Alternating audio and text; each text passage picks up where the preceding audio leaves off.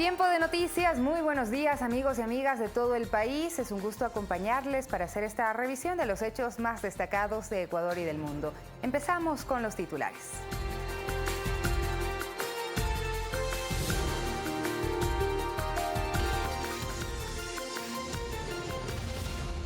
Un nuevo estado de excepción en todo el país. Así lo decretó el presidente de la República, Lenín Moreno, por la emergencia sanitaria del COVID-19. La Contraloría General del Estado emitió un informe con indicios de responsabilidad penal en contratos por la repavimentación en Quito. Las operaciones en los aeropuertos del país se reactivan paulatinamente. En Quito, 3 aerolíneas nacionales y 2 extranjeras iniciaron sus operaciones. Lleno internacional, Estados Unidos retiró la autorización de urgencia de 2 tratamientos contra la COVID-19 defendidos por el presidente Donald Trump, ante su falta de eficacia y preocupaciones por sus riesgos.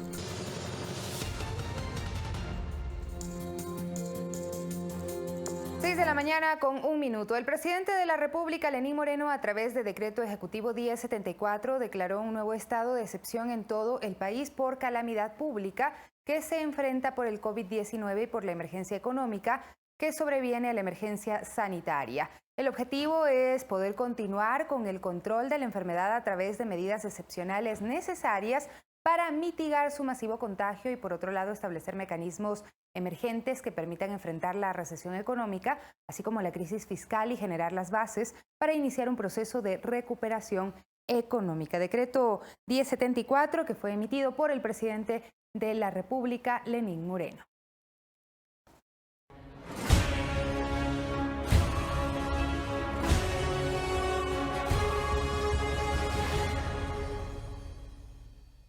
Ya avanzamos con la información. En un informe de Contraloría se establece que las bolsas para cadáveres para el Hospital del IES de Los Ceibos en Guayaquil se adquirieron con sobreprecio de 1.300%.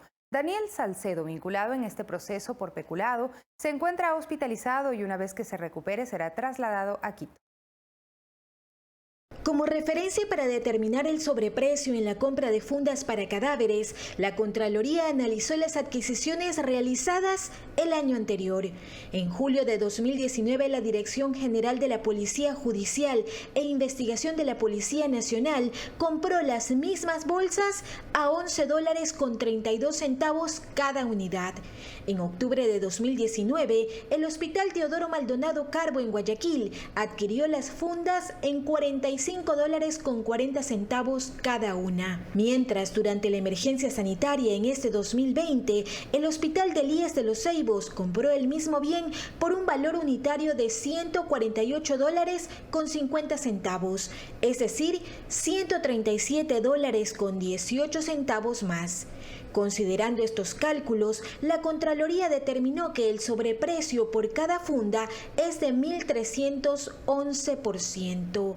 El informe con responsabilidades penales por el que la Fiscalía vinculó a Daniel Salcedo y a otros 4 funcionarios de la Casa de Salud, además del sobreprecio, tiene otras irregularidades como la falta de un estudio de mercado, sin especificaciones técnicas y haber adjudicado la compra de forma directa a la compañía Silverti, de propiedad de Salcedo. Después del accidente de avioneta en Perú, Salcedo llegó al Ecuador y se encuentra ingresado en el Hospital Guayaquil con un fuerte resguardo policial y con supuestas amenazas de muerte. Las autoridades judiciales esperan su recuperación para su traslado a Quito. Mariuxi Buenaño, Ecuador TV. Y surgen discrepancias entre la Dirección de Aviación Civil y las Fuerzas Armadas tras el accidente de la avioneta que transportaba a Daniel Salcedo. La competencia del manejo de radares primarios es la razón. 8 días después del accidente en Tumbes, Perú, las cosas están lejos de aclararse. Por ejemplo, ¿cómo una aeronave puede salir sin ser detectada por los controles del espacio aéreo ecuatoriano? ¿Y sobre quién recae esta responsabilidad?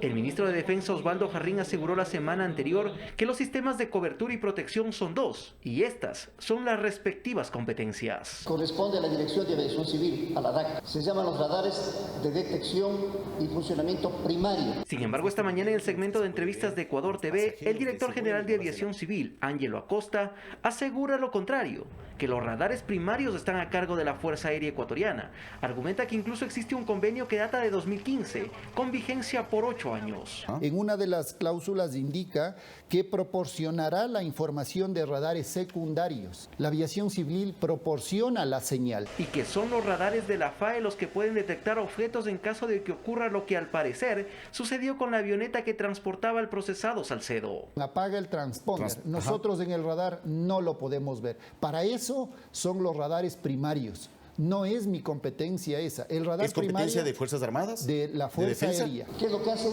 la defensa aérea con sus radares? Se llaman secundarios.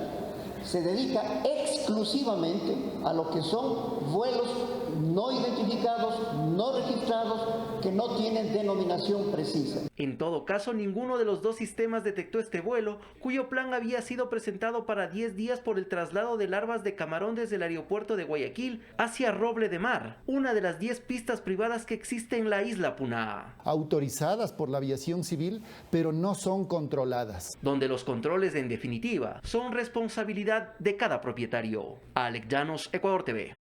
Y en representación de 18 alcaldes del Partido Social Cristiano, el abogado Clemente Pérez presentó en la Secretaría de la Prefectura del Guayas el pedido de destitución del prefecto Carlos Luis Morales.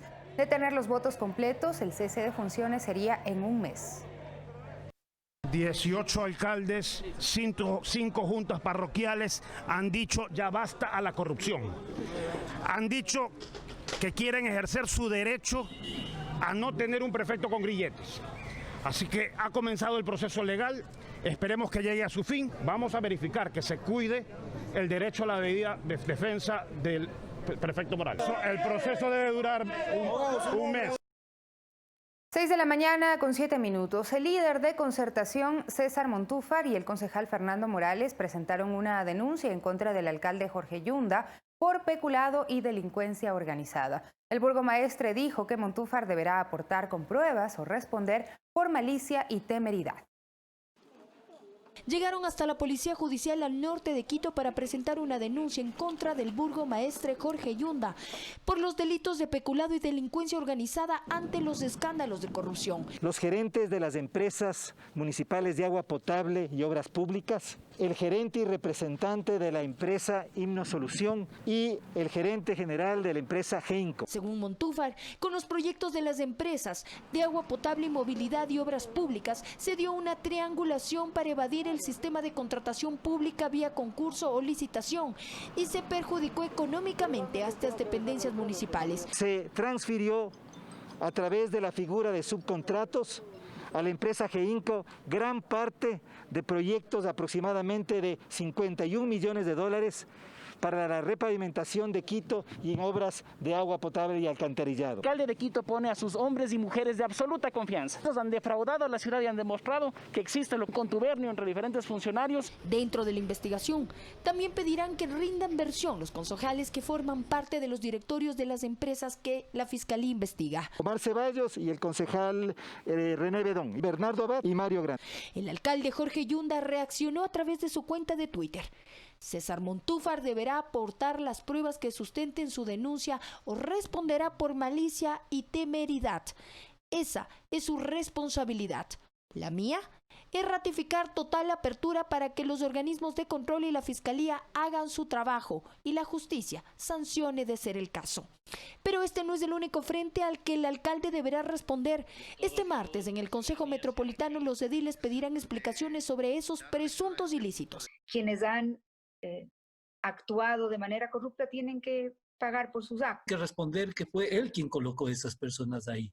No puede evadir esa responsabilidad. Incluso plantea que Yunda dé un paso al costado mientras se desarrollan las investigaciones. Sin usar el aparataje municipal, él podría pedir una licencia, en fin, enfocarse en que esto se clarifique plenamente. Valeria Villarroel, Ecuador TV. Mientras la Contraloría General del Estado emitió un informe con indicios de responsabilidad penal al contrato por repavimentación de vías de Quito por 30 millones de dólares que se realizó bajo régimen especial sin una justificación, y observó que la empresa metropolitana de movilidad y obras públicas invitó de forma directa a Heinco Solución, pero los trabajos fueron cedidos a las empresas Heinco y Erdoiza Crespo. Suman ya 3 informes con responsabilidad penal emitidos en los últimos días por la Contraloría General del Estado en contra de funcionarios municipales de Quito. El último al proceso de contratación de repavimentación de 150 kilómetros de vías del sur y norte de Quito, que suscribió la empresa pública Metropolitana de Movilidad y Obras Públicas el 7 de noviembre de 2019 por $30.126.653. El proceso se realizó bajo régimen especial, por lo que el IMOB invitó directamente a la cuadra compañía inmobiliaria y comercializadora InmoSolution para que presente la oferta sin justificar la necesidad ni la conveniencia técnica y económica para ello. Y los pliegos se ajustaron a la necesidad del contratista porque se estableció que parámetros como el equipo mínimo requerido, personal técnico, experiencia acreditada y metodología no serían contemplados en la oferta. Además, la Contraloría observó que no se realizó una comparación técnica con otros oferentes que demuestran que la empresa invitada tenga igual o mayor experiencia que otras constructoras. Pero pese a que el contacto entre la empresa de movilidad y obras públicas con la firma fue directo, el examen especial determinó que la oferta fue presentada por el consorcio Repavimentación Quito, conformado por InmoSolution con el 75% de acciones y el Cuerpo de Ingenieros del Ejército con el 25%. El ente de control señala que a pesar de que incurrieron en faltas en la oferta, pues esta no fue subida al portal de compras públicas con la propuesta económica ni los nombres de los profesionales y equipo mínimo, el contrato se firmó y llamó la atención de Contraloría que los costos de materiales, mano de obra y rendimiento que la empresa pública Metropolitana de Movilidad y Obras Públicas había establecido en el presupuesto referencial fueran los mismos. Según la Contraloría, una vez que se suscribió el contrato con el consorcio Repavimentación Quito, este se dio a las compañías GEINCO, Compañía Limitada, y Erdoiza Crespo, una parte de la ejecución de los trabajos que arrancaron el 16 de noviembre de 2019. Pero esto no fue anticipado en la oferta y fue informado después del administrador, lo cual demostraría su falta de capacidad operativa, técnica y económica. Valeria Villarroel, Ecuador TV. 6 de la mañana con 12 minutos. Entre los objetivos del sistema de contratación pública están el procurar la transparencia y evitar la corrupción a través de la discrecionalidad de la contratación. Exponemos críticas que apuntan a revisar la calidad y control del gasto de forma previa para evitar irregularidades en los procesos. Evitar la discrecionalidad de los contratos, o dicho de forma sencilla, evitar que los contratos sean entregados a dedo, está atado a un control previo, a cargo del propio Sercop, a decir de Camila Restrepo Rojas, experta en la materia. Porque lo que se está haciendo ahora es simplemente hacerle la autopsia a un cadáver. Lo que debe hacerse es prevenir estos actos de corrupción, debemos prevenir este tipo de procesos. Henry Yandún, de Constructores Positivos, advierte de dicha discrecionalidad con un ejemplo en el sector. Exigen que en una obra exista un experto en búhos. Entonces, obviamente, hay solo un experto en búhos y ya está amarrado el negocio. Son orientadas a beneficiar a ciertas personas. Eso es todo. Entonces, la normativa es la que tiene que cambiar. Uno de esos cambios en la normativa se refiere a los contratos de emergencia. Si bien en estos casos se posibilita mayor agilidad para la contratación, no se entiende por qué se evade el proceso al no estar obligado a subirlo al portal de compras públicas, sostiene Restrepo Rojas. Cuando esos deberían ser los primeros en subirse para la transparencia justamente ante la ciudadanía. En estos casos tampoco están establecidos precios referenciales porque el estudio de mercado está en manos de las instituciones. Los servidores públicos deben analizar y requerir proformas no solo a los 4 o 5, no quisiera llamarlo conocidos, sino llegar a la base de datos del Sercop. Entonces, el momento que llegamos a los propios oferentes, vamos a tener presupuestos referenciales reales de los bienes que estamos adquiriendo. Y ahí también tiene responsabilidad la Superintendencia de Control del Poder del Mercado. Que no ha dicho absolutamente nada, Eduardo. Cuando es ella la responsable junto con el Sercop de vigilar los precios en los que se están ofertando. El control previo también se aplica en aquello, así como en el Registro Único de Proveedores RUP, cuya data la tiene el Sercop. Entonces no tendríamos estas locuras de que un servicio de catering venda mascarillas e insumos médicos. Pero el tema no solo está del lado público, el sector privado también tiene su responsabilidad. Todos tenemos responsabilidad, el gobierno porque de ellos depende cambiar la normativa del CERCOP, la asamblea porque de ellos depende cambiar la ley y nosotros de la sociedad porque hacemos y permitimos la corrupción. Y entonces es necesario también establecer sanciones para los proveedores que inflan o abusan de los precios. Eduardo Córdoba, Ecuador TV. Y el sector privado del país plantea conformar un equipo multidisciplinario para combatir la corrupción. Solicitan a las entidades públicas coordinar acciones para frenar los actos ilícitos y fortalecer la educación en varones. 70 representantes del sector privado emitieron un manifiesto por un Ecuador transparente y honesto. Exhortaron a la presidencia y a los GATS a destituir a los funcionarios públicos inmersos en actos de corrupción y que no se les vuelva a incorporar en ningún cargo. Estiman que el país pierde por corrupción entre 1.400 y 2.000 millones de dólares al año. Estos son los recursos que necesitamos. Con estos recursos podríamos tener la prestación de mejores servicios sociales, de salud, de educación. Piden a la Asamblea fiscalizar todas las funciones del Estado y a la Fiscalía impulsar de forma eficiente la investigación preprocesal y procesal penal en casos de corrupción. Tenemos que hacer propuestas para endurecer las penas.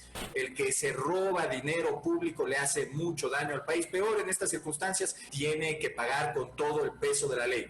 Indican que combatir la corrupción es responsabilidad de todos. Solamente si nos unimos vamos a vencer a este flagelo. Piden retomar en escuelas, colegios y universidades las materias de cívica y ética. Solicitan que la Contraloría ejecute un examen especial a todos los contratos públicos adjudicados durante la emergencia sanitaria en el menor tiempo posible. No podemos permitir que unos cuantos sinvergüenzas, ladrones, pillos que quieren hacerse millonarios, entre comillas, de la noche a la mañana y arriesgando el futuro del país, nos pongan en una situación al resto de ecuatorianos muy, muy grave. Además, pedirán a las empresas que obtengan la certificación ISO 37001 antisoborno y prevenir los actos de corrupción. Verónica Rivadeneira, Ecuador TV. Y ayer se efectuó la audiencia para revisar el recurso de casación interpuesto por el expresidente Yamil Maguad Wit, sentenciado en segunda instancia a 8 años de reclusión mayor ordinaria por el delito de peculado debido al congelamiento bancario de 1999. Los jueces de la Corte Nacional de Justicia, Iván León, Wilvan Terán y David Hacho, estudiaron los argumentos de las partes. La representante de la Fiscalía, Paulina Garcés, solicitó que no se dé paso al pedido que pretende anular la sentencia por cuanto la defensa del exmandatario no presentó suficientes argumentos jurídicos. Los jueces deberán pronunciarse por escrito si dan paso al recurso o ratifican la sentencia. 6 de la mañana con 18 minutos. En la Fiscalía se registró un intenso movimiento a partir de una publicación periodística que da cuenta de un supuesto uso de recursos públicos para el financiamiento de la más reciente campaña para consulta popular en la que se habrían usado 5 millones de dólares. El asambleísta Fabricio Villamar acudió a la Fiscalía para presentar un pedido de investigación por presuntos delitos de disposición arbitraria de fondos públicos con fines electorales, simulación de contratos, doble contabilidad y una estructura organizada para el cometimiento de dichos actos. Se ha solicitado que se tomen medidas como el allanamiento de las empresas públicas, Flopec, Casa para Todos, SEAR, ENAMI, Ecuador Estratégico, Astinave, Petroecuador, Petroamazonas, Fabrec, EMCO, SECOP y Correos del Ecuador, y se ha pedido que se ponga una prohibición de salida del país en contra de Jorge Wated Rechuán, Milton Gustavo Baroja Narváez, David Telles, Ricardo Ron, Danilo Moreno, Carlos Peña, Johanna Castillo, Julio Recalde, Camilo Delgado, Carlos Tejada, Alex Galárraga y Felipe León. Sobre el caso, previamente, el presidente Lenín Moreno publicó a través de su cuenta Twitter: mientras más cerca está del culpable, más nervioso se pone. Tienen todo el dinero del mundo y aún muchos se preguntan para qué roban tanto, para cubrirse las espaldas y comprarlo todo. No permitiré que se deslegitime la voluntad de todo el pueblo expresada en la consulta popular que se decidió por la libertad, el respeto, la democracia y la transparencia. Solicitaré de inmediato que se investigue la contabilidad de las empresas públicas mencionadas. Y también acudió a la Fiscalía Jorge Wated para rendir su versión y aseguró que su papel en la campaña fue de coordinador político. Y ahí no manejaba recursos, existía su propio tesorero. El tesorero hizo su propia contabilidad, que recogía las donaciones, recogía las aportaciones de los que eran de país, porque esto fue una consulta en la cual se adhirieron 14 organizaciones, cada una manejó su campaña, cada una tiene su propia contabilidad. Será la Fiscalía la encargada de investigar el caso y determinar si inicia un proceso en contra de los señalados. Es decir, yo creo que Fiscalía tiene que demostrarnos que es capaz de actuar en todos los casos. Y como siempre he sostenido, si es que hay inocentes en este caso, así deben ser declarados, y si es que hay culpables, también deben serlo. Aquí se tiene que garantizar la presunción de inocencia a todos y el derecho a defenderse a todos. En tanto, en la Asamblea no se descarta iniciar un proceso de carácter político. Eduardo Córdoba, Ecuador TV.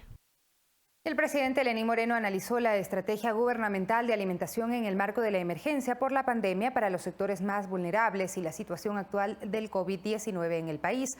En varias reuniones que mantuvo el jefe de Estado se indicó que no hay un segundo brote de COVID. Desde la cartera de Educación se explicó el trabajo relacionado al apoyo para las familias a través del desayuno escolar para cada niño que asiste al sistema público. Montserrat Kramer dijo que se entregaron alrededor de 1.120.000 kits, que significa desayuno para 15 días. Un kit de 18 líquidos y 14 sólidos. En el ciclo costa empezamos el 1 de junio y estamos ya planificando para empezar las entregas en la costa. Se planifica un retorno progresivo opcional en el área rural, en cuyo caso también se entregará el desayuno escolar, sostuvo.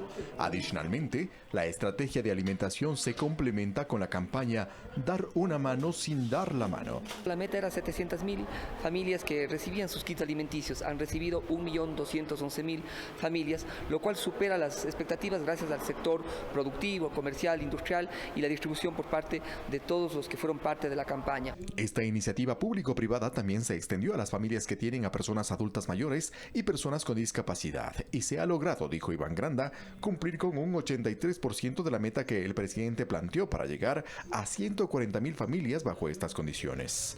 Pero para que todo ello ocurra, el trabajo del sector agropecuario ha sido clave, a decir del ministro de Agricultura. Que los temas relativos al incentivo a las agroexportaciones, a la política crediticia especializada, son los temas que hemos venido discutiendo y que están en marcha. El análisis también se enfocó en la situación del país en términos de salud y mortalidad a causa del COVID.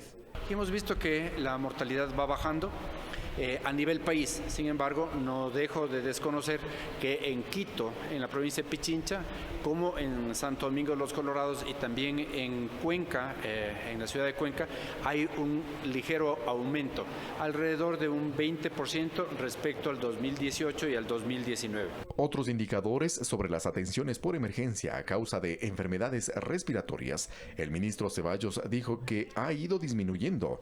No existe un aumento, otro brote, no existe. Es el contagio usual que se da en cualquier enfermedad infecciosa como es la que estamos viviendo ahora. Que el sistema está preparado para responder ante estos brotes, añadió, aunque eso no significa que se deba bajar la guardia y que por el contrario es necesario fortalecer las medidas de bioseguridad y distancia social con disciplina. Eduardo Córdoba, Ecuador TV. Y a través de los acuerdos preconcursales que establece el proyecto de ley humanitaria se evitará la liquidación, el cierre de empresas o negocios y por ende la preservación de empleos. Así lo explican analistas consultados por Ecuador TV. Las personas naturales o jurídicas que mantengan deudas con diversos acreedores, como el SRI, el IES, proveedores, entre otros, podrán negociarla mediante acuerdos preconcursales con el proyecto de ley de apoyo humanitario. Así lo explica el abogado Roberto Calero. En este sentido, la ley realmente ofrece una gran oportunidad para los negocios que todavía tengan una posibilidad de adaptarse a esta nueva economía, a las nuevas condiciones que haya, y les permite tener un poco de oxígeno en que les va a permitir reestructurar sus deudas sin tener que llegar a un proceso judicial. Esta herramienta debe ser de mutuo acuerdo, para lo cual las partes acudirán a los centros de mediación registrados en el Consejo de la Judicatura, manifiesta el jurista especializado en temas de arbitraje Patrick Barrera. Esta es una fase, yo diría, de cuarentena. Vamos a encapsular a las empresas con sus acreedores, les vamos a sentar en una mesa de negociación y vamos a llegar a acuerdos. Por ejemplo, el sector público, que tiene una capacidad privilegiada, que es la coactiva, por un tiempo determinado va a dejar de ejercer esa coactiva y se sienta a la mesa como cualquier otro. De entrar en vigencia la ley de apoyo humanitario, el deudor podrá suscribir un acuerdo preconcursal en un plazo de hasta 3 años. Este acuerdo inicia con una declaración juramentada ante un notario público. Debe el deudor ya hacer una propuesta de plan de reestructuración de la deuda.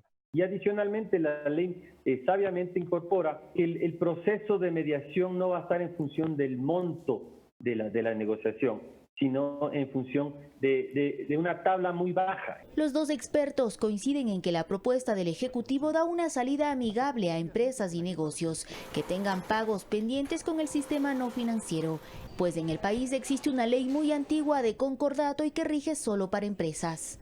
Olga Velasco, Ecuador TV.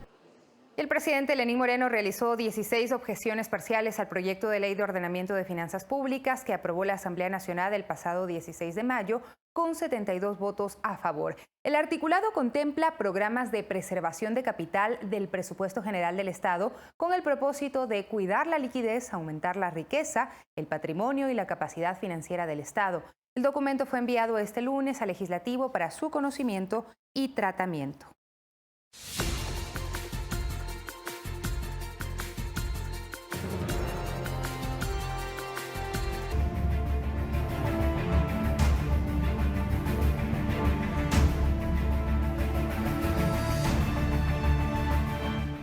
Ecuador se recupera de la crisis sanitaria provocada por el COVID-19. Aunque en los primeros días la situación parecía insostenible, actualmente el país se reactiva frente al coronavirus. Al igual que en otros países del mundo, el coronavirus azotó al Ecuador y lo puso en la mira de todo el mundo. 3 meses después, hoy es uno de los países considerados como un ejemplo en América Latina por las estrategias planteadas para combatir el virus. La región más afectada fue Guayaquil, en la provincia del Guayas, donde a principios de abril los muertos superaban los 400 por día, una cifra que desde inicios de junio cuenta 0 fallecidos. Según epidemiólogos del Foro Permanente de la Salud, aunque la crisis se va superando con éxito, no hay que bajar la guardia. Es un virus que en este momento tiene arrodillado a todos los países, desde países de escasos recursos hasta países del primer mundo. Esta explosión sanitaria llevó a que no existan ni pobres ni ricos, a que no existan ni blancos ni negros, porque lastimosamente, y en memoria de ellos, creo yo que tenemos que seguir luchando, no tenemos que celebrar nada. Tras el estallido que provocó las primeras muertes, se dieron cambios radicales en el gobierno, implementando una cuarentena a escala nacional, el nombramiento de un nuevo ministro de Salud, el doctor Juan Carlos Ceballos, cuya experiencia como especialista en epidemiología lo llevó a tomar acciones que poco a poco permitieron recuperar un sistema de salud público colapsado por la cantidad de contagiados, por la falta de insumos médicos y de bioseguridad que ante la pandemia escasearon. Ha surgido un efecto positivo. Veo una Guayaquil más abierta, más tranquila sobre todo. Eso me da mucha confianza. Y me da mucha confianza porque creo que es lo que se debe hacer y se hizo lo que se debió haber hecho.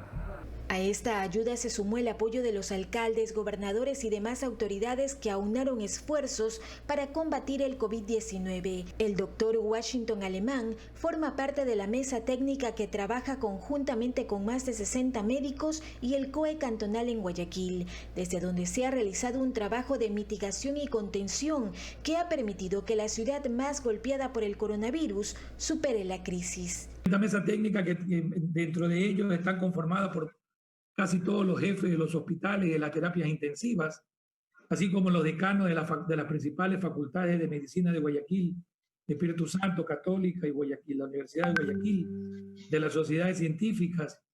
El aporte solidario de la sociedad civil también fue un pilar fundamental, con donaciones por decenas, por cientos y por miles de respiradores, medicinas, pruebas de COVID-19, insumos de bioseguridad, alimentos y demás. Entre ellos, el Comité de Emergencias por Guayaquil en la lucha por el COVID-19, liderado por el exalcalde Jaime Nebot Saadi.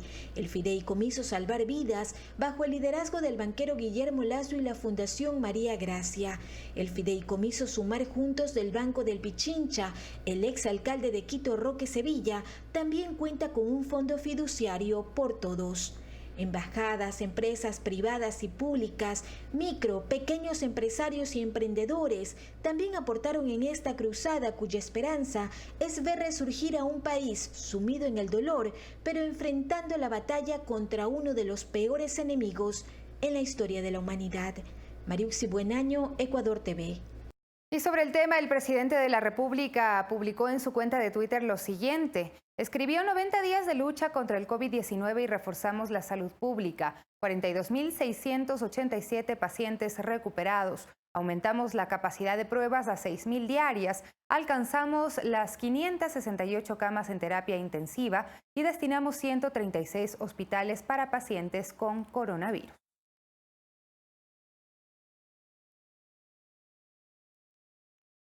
Seguimos con más noticias. Solo 3 aerolíneas nacionales y 2 extranjeras operan en el aeropuerto Mariscal Sucre de Quito tras la reactivación de operaciones. En las terminales aéreas se cumplen estrictas normas de bioseguridad, sin embargo, la capacidad solo llega al 10% de afluencia de pasajeros. Los vuelos nacionales se retomaron este lunes en el país con estrictas normas de seguridad en los aeropuertos. Solo 3 aerolíneas están operando, pero aún la afluencia de público es escasa. Quipor tenía cerca de 14.000 pasajeros por día antes de la paralización por la crisis sanitaria. Este lunes en la mañana llegaron 300 personas y se espera que los vuelos internacionales arriben al país con solo 1.200 personas, lo que representa el 10% de pasajeros. Operando dependiendo de los destinos con diferentes capacidades. Los vuelos de Estados Unidos están operando con una capacidad bastante importante. Los vuelos nacionales, los vuelos a destinos como Loja, Coca, Esmeralda son vuelos que no tienen mucha ocupación. Los vuelos a Guayaquil están empezando con un nivel de ocupación bastante importante también. En las salas de embarque se respeta el distanciamiento social y se cumplen con todas las medidas de bioseguridad. Está señalizado los lugares en donde uno se tenía que parar para mantener la distancia. Hicieron mis cosas en una cámara de ozono a la entrada del aeropuerto. No pusieron alcohol gel en la mano, pero pues igual uno ya tiene la costumbre y entonces uno lo utiliza. Las salas de espera cuentan con señalética, así como dispensadores de alcohol. No ha habido reducción de personal en Corporación Quipor desde el inicio de esta emergencia. Hemos tratado de mantener justamente la operación con el mínimo de personal necesario presente aquí. La mayoría de personal está haciendo teletrabajo y los turnos se modificaron para que pueda haber un mínimo de personal que garantice una operación segura. Muchos pasajeros regresan a ver a su familia, de los cuales se distanciaron por casi 3 meses por la pandemia. He estado encerrada 3 meses y queremos venir a ver a nuestros nietos. Como Dios nos da esta para seguir adelante, pues hay que continuar y ojalá que todos tomemos las debidas precauciones. Cada uno tomó su espacio y muy bien. Quipor continúa dialogando con el resto de aerolíneas internacionales y espera que paulatinamente se incorporan las 13 operadoras acreditadas en nuestro país. Marielena Vaca, Ecuador TV. 1.150 millones de dólares es el valor total que el Gobierno Nacional destinó al programa Reactívate Ecuador, la recuperación productiva y el cuidado de las fuentes de empleo. Reactívate Ecuador está activado. Este programa del Gobierno Nacional es la respuesta directa a las afectaciones generadas por la pandemia del COVID-19 al sector productivo ecuatoriano. El total de recursos asciende a 1.150 millones de dólares. El primer componente, de 500 millones, comenzó a ser repartido desde finales de mayo por el Banco del Pacífico, pero ya otras instituciones financieras se han sumado. Banco de Guayaquil con 100 millones de dólares. La próxima semana estará Banco del Pichincha con 210 millones. Los créditos están dirigidos a micro, pequeñas y medianas empresas. Por ejemplo, las microempresas pueden recibir desde 500 a 30.000 dólares. Las pequeñas de 500 a 300.000 dólares. Y las medianas hasta 500.000. Todo en condiciones que permita la recuperación de los sectores productivos. Por ello, los plazos van de 12 a 36 meses, con un periodo de gracia de 6 meses y una tasa de interés del 5%. Obviamente en el mercado hoy por hoy, en microcrédito estamos superando fácilmente el 15, el 20%. Y ahí de la mano va el otro objetivo: reducir al máximo la pérdida de plazas laborales. Para luego sí ya empezar una reactivación o una mucho más fuerte inclusive poder también contratar más personal con crecimiento más sostenible. Los otros componentes de Reactívate Ecuador son el fondo negociado a nivel técnico entre el Banco Mundial y la CFN por 260 millones, el fondo complementario canalizado por la CONAFIPS y el BID por 93 millones, así como el fondo privado por la relación con Estados Unidos, el cual alcanza 300 millones adicionales. Alex Llanos, Ecuador TV. 6 de la mañana con 39 minutos. Enseguida revisamos las cifras de COVID-19 en nuestro país. Según información del Ministerio de Salud Pública, se tomaron hasta el momento 134.833 muestras entre PCR y rápidas. Se registran 4.725 pacientes recuperados. Alta hospitalaria 5.737. 12.887 casos con alta epidemiológica. 64.351 casos descartados. 47.322 confirmados y 3.929 personas fallecidas. Las provincias con mayor contagio de COVID-19 son Guayas 14.649. Pichincha 5.329, Manabí 3.354, Los Ríos 1.977, El Oro 1.574, Esmeraldas 1.531, Santo Domingo de los Áchilas 1.398 y Azuay 1.262. El decomiso de 1.000 litros de alcohol artesanal sirvió para que el personal de la Universidad Tecnológica de Yachay transforme esta sustancia en gel antibacterial que será donado a la policía, militares y hospitales de la provincia de Imbabura. La Universidad Tecnológica de Yachay realizó la donación de 100 litros de gel desinfectante. Esta sustancia tendrá como destino establecimientos de primera necesidad durante la emergencia sanitaria para combatir al COVID-19. El gel antibacterial va a ser donado a personal de la Policía Nacional, Fuerzas Armadas y hospitales en la provincia de Imbabura. El costo de inversión para que Yachaytec pueda producir este gel ha sido humano y técnico, es decir, con equipos y personal docente de la universidad.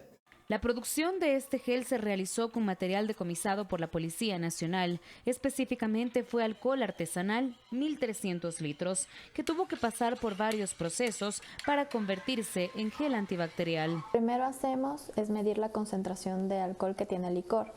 En este caso contamos con un alcohol del 60%, que debe ser destilado primero. Cuando ya tenemos la concentración deseada, que debe ser mayor al 75%, ya podemos proceder a realizar las formulaciones para hacer el alcohol gel. La Universidad Tecnológica de Yachay continuará realizando donaciones de gel antibacterial hasta completar los 500 litros. Carla Arcentales, Ecuador TV. Y en trabajo coordinado entre autoridades de control y gremios de transporte, la terminal terrestre de Guayaquil se encuentra lista con los debidos protocolos sanitarios para que operen las rutas interprovinciales. Al momento solo se espera la autorización del COE cantonal. Se ajustan los protocolos de bioseguridad y se constata que todas las unidades de transporte interprovincial los cumplan. Entre ellos, las cooperativas deberán respetar la capacidad máxima permitida en cada unidad, que es el 50%. Deberán también hacer la desinfección de sus unidades y mantener señalética dentro de los buses. Conductores y usuarios aprueban que de a poco se regularice la transportación, no solo entre cantones, sino también en las provincias. Asimismo, resaltan la importancia de asumir la corresponsabilidad. Le veo de una buena manera, por lo que lo consiguiente el usuario necesita transportarse de un lugar hacia otro, ya sea por trabajo, por alguna diligencia que quiera hacer. Me parece excelente porque nos permite salir a laborar. Esperando nomás los protocolos que se cumplan, porque ya de aquí en adelante tenemos que cuidarnos nosotros mismos, ya no depende de las autoridades, depende de nosotros. A través del COE cantonal ya se autorizó la operación de rutas interprovinciales. Sin embargo, desde cada cantón se evalúa esta operatividad que garantice la seguridad ciudadana. En el caso del COE cantonal de Guayaquil, ellos analizarán diversos factores, porque particularmente esta terminal terrestre es la terminal operativamente más grande de todo el país. Por lo tanto, son diversos los factores a analizar previo a autorizar su operación interprovincial. El transporte interprovincial está suspendido desde el pasado 16 de marzo, cuando se expidió el decreto de estado de excepción. Por ahora, solo funciona el transporte intercantonal y el servicio de encomiendas. Guadalupe Ayoví, Ecuador TV. 6 de la mañana con 43 minutos. Preste atención. Hoy se inicia en la Agencia Metropolitana de Tránsito AMT el periodo de matriculación vehicular a través de Internet. La revisión técnica vehicular está suspendida hasta diciembre, razón por la cual quienes ya pagaron el valor por este requisito se les devolverá en una nota de crédito el siguiente año. La pandemia por el coronavirus lo cambió y lo retrasó todo. Con el afán de normalizar el registro de vehículos en el Distrito Metropolitano de Quito, desde este martes los ciudadanos podrán matricular sus autos a través de la página web de la Agencia Metropolitana de Tránsito. Para este trámite se recuerda que el usuario debe estar al día en todos los valores pendientes. Así lo indicó Sebastián Lazo, director de matriculación de la Agencia Metropolitana de Tránsito. Como lo ha sido siempre, tienen que cancelar primero los valores para poder acceder al servicio. Para los procesos de exoneración, renovación de matrículas y cambios de especie se aplica un calendario. Para lo que resta de junio, deberán ser matriculados los automotores cuyas placas terminen en 5 y 2. Es importante recalcar a la ciudadanía que se tiene que respetar esto, no solo por el tema de incremento en caso de que no se respete la calendarización de la multa que hay, que es de $25, sino para evitar efectivamente la aglomeración en el sistema ahora. Tome en cuenta que está suspendida la revisión vehicular en los centros de revisión para los vehículos particulares. Para lo que es revisión técnica vehicular, el valor pagado servirá como crédito para el 2021 para el mismo proceso. Antes de que inicie este proceso en línea, la mañana de este lunes varios ciudadanos acudieron al punto de matriculación ubicado en el Parque Bicentenario en el norte de Quito, porque hay dudas sobre requisitos intermedios y complementarios que quedaron en suspenso por la emergencia sanitaria y el correspondiente aislamiento. Lo que pasa es que necesito sacar la duplicado de la matrícula. Es porque yo tengo un contrato caducado. Había adquirido un carro por el mes de abril. Se legalizó el contrato y tenía más o menos hasta el 20 de marzo. Pero ya pasó esto de la pandemia, entonces me dicen que el día lunes estemos pendientes a ver qué nos dicen en las noticias. En el mes de julio deben ser matriculados los carros con placas terminadas en 6 y 3. Javier Ceballos, Ecuador TV. Y la Agencia Nacional de Tránsito aclaró mediante un comunicado de prensa que en el marco del estado de excepción y la declaratoria de emergencia sanitaria por el COVID-19, que el método de pago para la aplicación de la revisión técnica vehicular fue aceptada para Quito y no aplica para otras ciudades. La decisión fue adoptada con base al espacio y limitantes de las instalaciones de los centros, además de las cantidades de automotores pendientes de revisión que impedirían cumplir con el trámite a la totalidad de vehículos que circulan en la capital.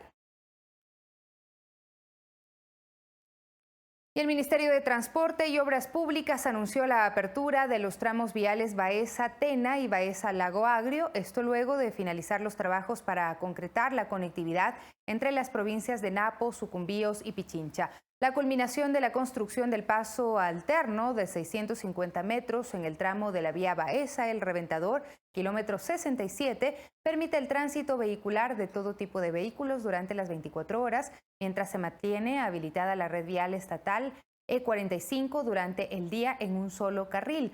Paralelamente, se trabajó en el nuevo trazado de lo que será la variante definitiva de 1.2 kilómetros. La Secretaría de Estado además informó que finalizaron los trabajos de construcción de terrazas para estabilizar taludes en el tramo Baeza-Tena, sector Guacamayos, uno de los puntos de mayor complejidad de la ruta, con lo cual se garantiza la circulación por la zona. Y el ciclo Sierra Amazonía finalizará sus actividades escolares. Están prohibidos los festejos de finalización de año, graduaciones, a menos que sea de forma virtual. Como lo establece el cronograma del Ministerio de Educación, el próximo 30 de junio finalizará el año lectivo en el ciclo Sierra y Amazonía de manera virtual. Antes de finalizar el año, los estudiantes deberán entregar el portafolio educativo. Posterior a ello, se publicarán las notas finales. El contenido de este portafolio es principalmente la acumulación de tareas o de trabajos que han venido realizando estos meses a través de la metodología Aprendemos Juntos en Casa. La entrega de este portafolio puede ser de forma virtual, a través de plataformas educativas, puede ser de forma digital, por ejemplo, videos, puede ser en físico, puede ser una mezcla de todas estas modalidades. Asimismo, mientras dure el estado de emergencia, los festejos por graduaciones o por finalización del año quedan estrictamente prohibidos para evitar la propagación del COVID-19. Desde el Ministerio de Educación se enviaron los lineamientos para que estas graduaciones o ceremonias puedan hacerlo de forma virtual. Frente a ello, ya las instituciones educativas se encuentran preparando una agenda para que las graduaciones no pasen por alto. Sea una ceremonia que permita aunar lazos afectivos, emocionales, que son tan necesarios en estos momentos para los chicos, dado que están viviendo una situación un poco difícil, sui generis, ¿no? Ellos están graduándose, es un momento muy especial en su vida, pero lamentablemente no podemos hacerlo de manera presencial por el momento. Más adelante, en función de lo que suceda con la pandemia, en función de cómo es nuestro retorno, posiblemente podríamos incluso pensar a posteriori una ceremonia presencial. Autoridades del Ministerio de Educación también informaron que aún no se conoce con exactitud cómo será el retorno a clases en el mes de septiembre. Al momento se analizan experiencias internacionales y es posible que los estudiantes tengan la opción de aprender en casa o un posible retorno a las instituciones educativas de forma progresiva. Carla Arcentales, Ecuador TV. Y les contamos que el director del Centro de Rehabilitación Social Turi, Rómulo Montalvo, informó que la oportuna acción de la Unidad de Contingencia Penitenciaria evitó el intento de fuga de 8 privados de la libertad del pabellón de máxima seguridad. El personal policial de una de las garitas de seguridad emitió la alerta en la que se indicaba que reos habían abandonado sus celdas, forzaron las barandas de protección de la ventana del pabellón denominado Samaritano, que colinda con un terreno baldío, y para descender usaron varias sábanas atadas en forma de cuerda. Han sido capturados los ciudadanos. En este momento van a ser trasladados en el bus prácticamente a las declaraciones de la Fiscalía. Y es un tema de investigación, que es lo que están realizando y lo estamos trabajando nosotros para ya prácticamente, ya quede en manos de la Fiscalía. Las acciones legales ya internas que haga la Fiscalía y lo que hagamos nosotros como Centro de Regional Sur, ya eso es de planta central para posiblemente el traslado de ciudadanos a otro centro regional. Van a volverse a soldar todas las los barrotes que han sido dañados, han sido destruidos, algunas puertas que han sido destruidas también, e inmediatamente reforzar con un tema de seguridad. Vamos a reforzar inmediatamente todas esas áreas que son de pabellón de máxima seguridad.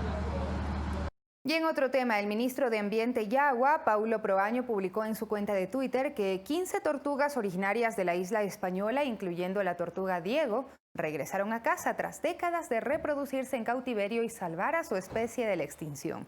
Diego llegó al Parque Nacional Galápagos en 1976 desde un zoológico de San Diego, California, Estados Unidos. Los científicos estiman que por su procedencia y estudios genéticos realizados en los últimos años, el 40% de las tortugas que volvieron a la isla española son sus descendientes. Se calcula que esta tortuga gigante puede haber engendrado unas 1000 crías con las que repobló la isla.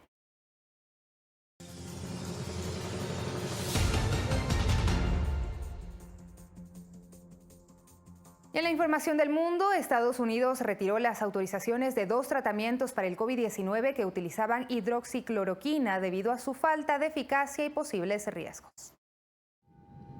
Estados Unidos anunció el retiro de la hidroxicloroquina y la cloroquina como tratamientos de urgencia para el COVID-19. La Administración de Alimentos y Medicamentos del país norteamericano, conocida como FDA, anunció en una carta que no es razonable creer que ambas fórmulas son efectivas contra la enfermedad y que sus beneficios conocidos no son mayores a sus riesgos. Uno de ellos es el trastorno del ritmo cardíaco. Esta decisión sorprende ya que fue la misma FDA quien aprobó el pasado 30 de marzo el uso de estos fármacos en pacientes graves de coronavirus. Incluso el presidente de Estados Unidos, Donald Trump, apoyó notablemente este tratamiento, a pesar que su eficacia nunca fue comprobada y contó con el respaldo de otros mandatarios como Jair Bolsonaro de Brasil. Hoy no solamente países como Francia han prohibido el uso de la medicina, sino que también se cuestiona la salud del mandatario Donald Trump, quien utilizó el tratamiento de forma preventiva y que hoy genera bromas y dudas sobre su estado de salud al caminar con cierta dificultad en un evento oficial. Coralía Pérez, Ecuador TV. Y sobre este mismo tema les contamos que el presidente chileno Sebastián Piñera anunció que el estado de catástrofe que rige en el país desde el pasado 19 de marzo se extenderá por 90 días más ante el avance de la pandemia. Según el último balance del Ministerio de Salud, Chile registra 179.436 casos confirmados de coronavirus y 3.362 decesos. Y el estado de excepción constitucional de catástrofe permite al Ejecutivo chileno adoptar las medidas extraordinarias de carácter administrativo que considere necesarias para el restablecimiento de la normalidad en el territorio, además de impartir directamente instrucciones a todos los funcionarios del Estado, de sus empresas o de las municipalidades que se encuentren en la zona con el objetivo de subsanar los efectos de la calamidad pública y garantizar la implementación de las medidas sanitarias adoptadas para frenar el brote del nuevo coronavirus. Y en Brasil, en las últimas 24 horas fueron registradas 627 muertes por COVID-19, sumando un total de 43.959 fallecidos. Pese a las preocupantes cifras de contagios y muertos, Sao Paulo y Río de Janeiro, los dos estados del país más afectados por la pandemia, avanzan en la flexibilización del confinamiento, contrario a las recomendaciones de expertos en salud, quienes advierten que esta decisión podría causar un aumento del 71% de muertes en Sao Paulo.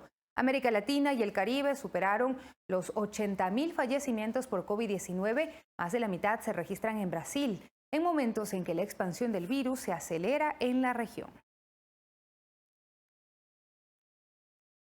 Y más de un centenar de nuevos casos de coronavirus se confirmaron en Pekín, informó la Organización Mundial de la Salud, en momentos que crecen los temores de una segunda ola de la pandemia. La Organización Mundial de la Salud confirmó más de un centenar de nuevos casos de coronavirus en China, en momentos que crecen los temores de una segunda oleada de la pandemia. Incluso los países que han demostrado la capacidad de suprimir la transmisión deben mantenerse alerta ante la posibilidad de un resurgimiento. La semana pasada, China reportó un nuevo brote de casos en Pekín luego de 50 días sin casos en esa ciudad. Ahora se han confirmado más de 100 casos. El origen y la extensión del brote están siendo investigados. Para la OMS, el ejemplo de China muestra por qué no hay que bajar la guardia, sobre todo porque lejos de apagarse, el virus se extiende por el mundo cada vez más rápido.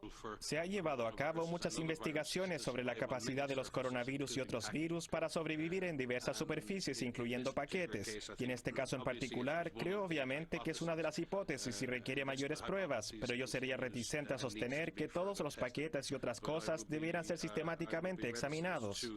El COVID-19 parecía casi eliminado en China, donde irrumpió a finales de 2019 en Wuhan, en el centro del país, hasta que este nuevo foco fue detectado en la capital la semana pasada. A raíz de esta segunda oleada en Pekín, se han tomado extremas medidas, entre ellas tests masivos en las últimas horas, que han dado más de 100 positivos. En Beijing se han cerrado algunos lugares de entretenimiento y cultura. El Palacio Yonghe, un lugar emblemático de la capital del país, también cerrará a partir del sábado, al igual que lo harán cines, karaokes y cybercafés. Fernanda de la Bastida, Ecuador TV. Carácter irritable, desobediencia y la demostración de aburrimiento son las señales que nuestros niños y adolescentes son presas de la ansiedad en medio de la emergencia sanitaria por COVID-19. En nuestro segmento de salud les mostramos recomendaciones de 2 especialistas. Si para un adulto no ha sido fácil manejarse en esta pandemia por sus implicaciones laborales, económicas y sociales, no se diga para nuestros hijos, niños y adolescentes. El estar aislados, el limitarse con la realización de actividades al aire libre, el no estar en contacto permanente con sus amigos, el cambio en su rutina académica, sumado a lo que escuchan de sus padres respecto a lo difícil de la situación, hace que los menores, en mayor o menor grado, sientan ansiedad y expresen cambios en su comportamiento. Para el psicólogo educativo Napoleón Vázquez, es vital que los adultos, los padres de familia, apelen a su fuerza de voluntad y carácter para cuidar la salud mental de los menores ante las siguientes señales. Se hace carácter irritable, se hace un carácter impulsivo, se hace un carácter que implica también la desobediencia. Es contraproducente, añade Vázquez, que ante estos comportamientos la persona encargada de su cuidado y guía responda de la siguiente manera. Querer imponer al niño también con agresividad, con ira, con amenaza, a veces hasta con castigo. Querer que cambie el niño a la voluntad que quieren papá y mamá. Eso no se debe. ¿Por qué? Porque no se puede. El niño también es un ser humano. Quizá está sufriendo mucho más que el adulto. El retorno a las actividades laborales presenciales de papá y mamá implica para la mentalidad del niño acarrear más incertidumbre.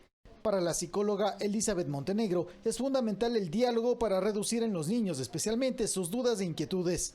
Tal vez decirle, bueno, cuando regresemos vamos a hacer juntos la actividad, vamos a hacer juntos la tarea, para que no se genere en ellos todavía una mayor tensión. Es una pandemia que ha expuesto vulnerabilidades de sociedades enteras, y nuestros niños, nuestros hijos e hijas no están exentos de sus efectos. Javier Ceballos, Ecuador TV. Y con esto cerramos, amigos y amigas, esta primera parte de Telediario, pero enseguida vienen más noticias junto a Fabricio Ceballos, además el análisis de los temas de coyuntura con las entrevistas en Ecuador TV. Hasta pronto, una buena mañana.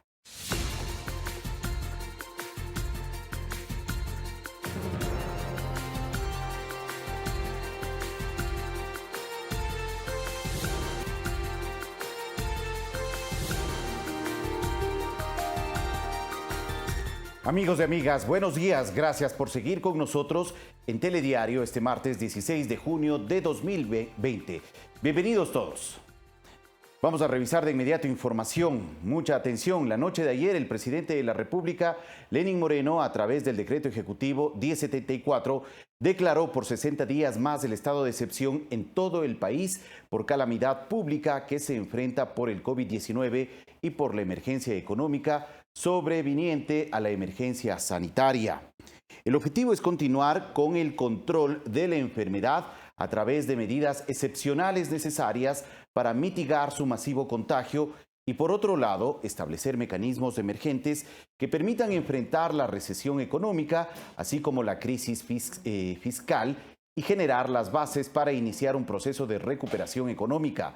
El documento contempla que todas las entidades del Ejecutivo, en especial los ministerios de Finanza, Agricultura, Producción y Trabajo, deben coordinar esfuerzos para reactivar las actividades económicas, particularmente en las provincias más afectadas y en aquellas que aún siguen en color rojo, de acuerdo con el sistema de semaforización de riesgos que está vigente en el territorio nacional.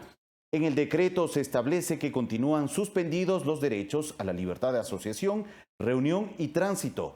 Las limitaciones a este último buscan mantener las medidas de aislamiento y distanciamiento social. No obstante, las carteras de Agricultura y Producción coordinarán con el Comité Nacional de Operaciones de Emergencia acciones para retomar las actividades laborales y productivas, cumpliendo con los protocolos de bioseguridad. Se mantiene el toque de queda y los horarios y mecanismos de restricción seguirán en manos del COE Nacional en función del color de semáforo. Además, la normativa dispone que se podrán ejecutar las requisiciones necesarias para mantener los servicios que garanticen la salud pública, el orden y la seguridad en el territorio nacional. Se prevé que este aspecto se aplique en caso de extrema necesidad y en estricto cumplimiento del ordenamiento jurídico. Y sobre este tema, hace pocos minutos, durante esta mañana, el presidente de la República, Lenín Moreno, publicó en su cuenta de Twitter el siguiente mensaje. Si bien las medidas que hemos tomado han dado resultado frente a la pandemia del COVID-19, no debemos bajar la guardia. Firmé el decreto 1074 que declara el estado de excepción en el país por 60 días más, aseguró el presidente de la República a través de su cuenta en Twitter.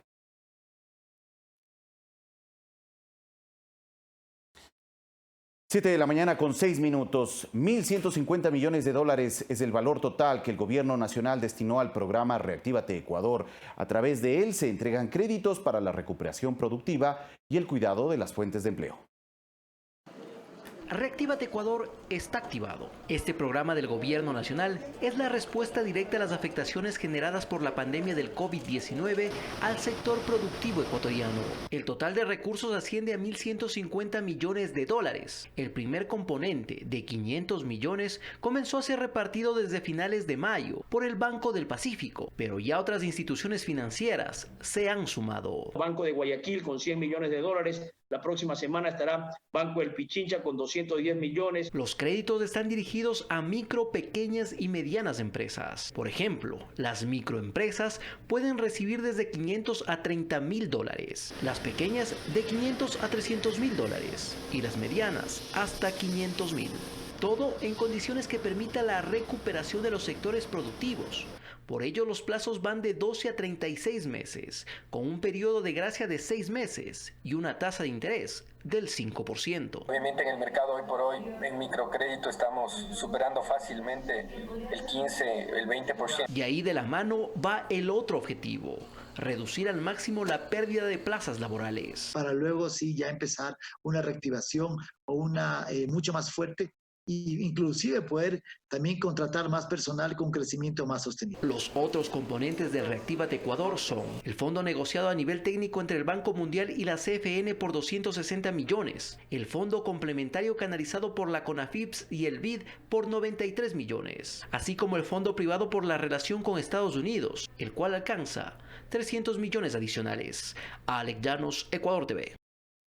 7 de la mañana con 8 minutos y el jefe de Estado Lenín Moreno realizó 16 objeciones parciales al proyecto de ley de ordenamiento de las finanzas públicas que aprobó la Asamblea Nacional el pasado 16 de mayo con 72 votos a favor. El articulado contempla programas de preservación de capital del presupuesto general del Estado con el propósito de cuidar la liquidez, aumentar la riqueza, el patrimonio y la capacidad financiera del Estado.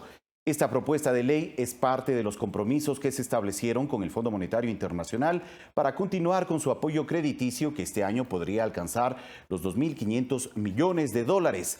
El documento fue enviado este lunes al Poder Legislativo para su conocimiento y respectivo tratamiento.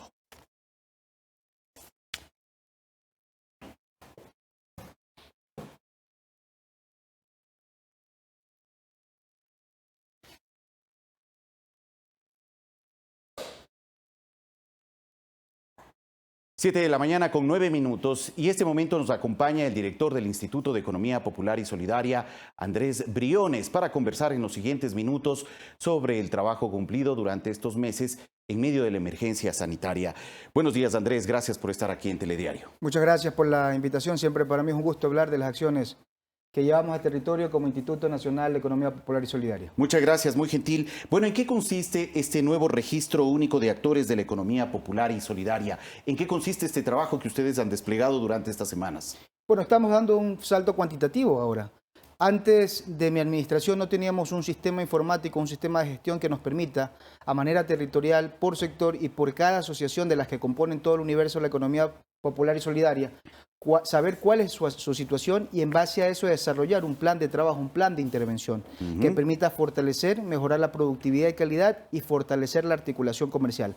Ahora, y gracias a la ruta de fomento de la economía popular y solidaria que hemos implementado en estos últimos 7 meses, tenemos un sistema informático, un sistema de gestión que va a permitir levantar esas necesidades y articularlos en un solo frente para garantizar servicios pertinentes y efectivos que garanticen una política pública clara, con recursos realmente destinados a quienes lo necesitan y de esta forma desarrollar y potenciar la economía popular y solidaria en todo el país. Estamos hablando que dentro del segmento de la economía popular y solidaria tenemos a más de 15.000 asociaciones en todo el Ecuador, que son representadas por más de 460.000 personas. Y en el marco de este fortalecimiento que es tan necesario, el sistema del registro único de la economía popular y solidaria nos va a ayudar primero a transparentar procesos, es decir, ayudar y realmente a favorecer a la economía popular y solidaria para que pueda ser partícipe en el Sistema Nacional de Compras Públicas y con esto garantizar en este momento la sostenibilidad del empleo de todos nuestros actores. Ahora, frente a la situación que hemos vivido durante estos últimos meses,